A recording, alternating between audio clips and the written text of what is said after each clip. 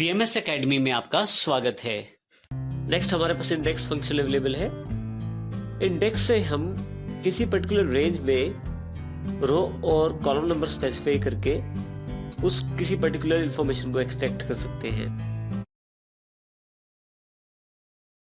एक टेबल मेरे पास अवेलेबल है जिसमें एक तरफ मंथ्स जनवरी फरवरी मार्च और एक तरफ कुछ आइटम्स अवेलेबल हैं, उनका स्टॉक अवेलेबल है अलग अलग आइटम्स का।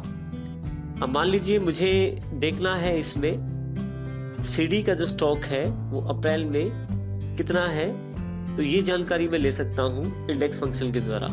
लेकिन इंडेक्स फंक्शन में इसके साथ हमने जो तरीका है प्रयोग करने का वो ये है कि सबसे पहले आपको इसकी रेंज की वैल्यू देनी है, यानी कि आपका जो टेबल जिसमें से जानकारी लेनी है।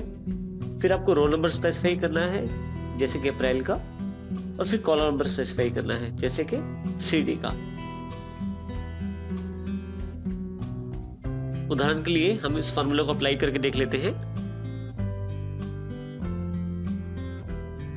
मैंने जो फार्मूला अप्लाई किया है उसमें अगर आप ध्यान से देखें तो यहाँ पे एक रेंज स्पेसिफाई की है जो कि मेरी रेंज B2 से H13 तक अवेलेबल है। साथ ही उसके बाद जो अगला आर्गुमेंट है वो है रो नंबर का। मैं यहाँ से रो नंबर प्रोवाइड करना चाहता हूँ जो कि 1 2 3 4 अप्रैल आ रहा है जिसमें, और अगला आर्गुमेंट है कॉलम नंबर का जो कि 6 नंबर सीडी का है, जैसे कि कीबोर्ड माउस स्पीकर के साथ सीडी नंबर कॉलम 6 बैठता है। जैसे ही आप एंटर करते हैं आपको वैल्यू स्पेसिफाई हो जाती है जो उनकी इंटरसेक्शन वैल्यू है।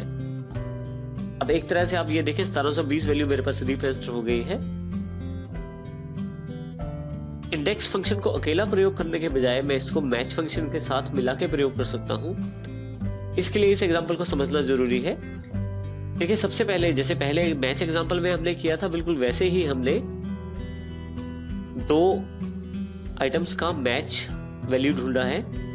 जैसे कि एक मेरे पास पार्ट सेगमेंट है और दूसरा मंथ सेगमेंट है।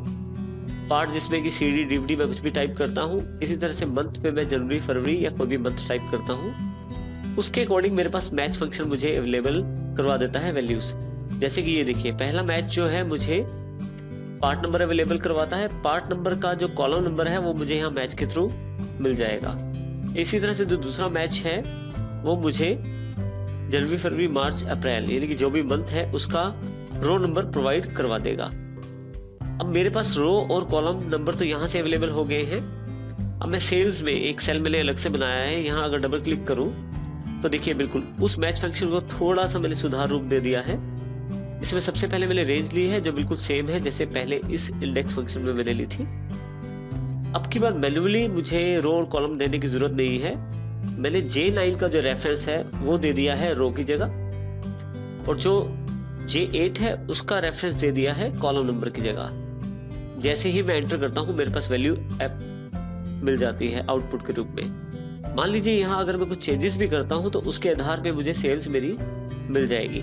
देखिए जैसे यूपीएस आइटम है मेरे पास और मंथ सेम है अप्रैल का, तो यूपीएस की जो आइटम है उसका इंटरसेक्शन पॉइंट ये बनता है, तो मेरे पास 1250 रुपए जो अप्रैल की 1250 की क्वांटिटी अवेलेबल है इसमें। इसी तरह से अगर मैं जनवरी का डेटा देखना चाहता हूं तो मैं यहाँ मंथ भी चेंज कर दूंगा। 635 आइटम स्टॉक में अवेलेबल है यूपीएस की। इस तरह से भी यदि ध्यान दें तो मैं रोज और कॉलम्स के आधार पर वैल्यूज अपनी ढूंढ सकता हूँ, जिससे कि मुझे अपना स्टॉक रखने में आसानी रहेगी। और इस तरह से मैं इंडेक्स फंक्शन का यूज कर सकता हूँ एक्सेल में। इस शीट में अंतिम फंक्शन ट्रांसपोज के नाम से है। ट्रांसपोज का अर्थ है कि जो वैल्यूज आपके पास कॉलम्स में अवेलेबल है उनको आप रोज में कन्वर्ट कर सकते हैं, या जो वैल्यूज रोज में अवेलेबल है उनको आप कॉलम्स में कन्वर्ट कर सकते हैं। जैसे देखिए हमारे पास यहाँ काफी सारी वैल्यूज हैं जो अलग अलग रोज में अवेलेबल हैं, इनको मैं कॉलम में कन्वर्ट कर सकता हूँ। इसके लिए मुझे सबसे पहले सिलेक्ट करनी पड़ेगी रेंज। इसको यहाँ मैं कॉपी कर लेता हूँ। अब यदि मुझे ट्रांसपोज करनी है वैल्यू तो पहले मैं क्लिक करूंगा जहां मुझे वैल्यूज रख ली है।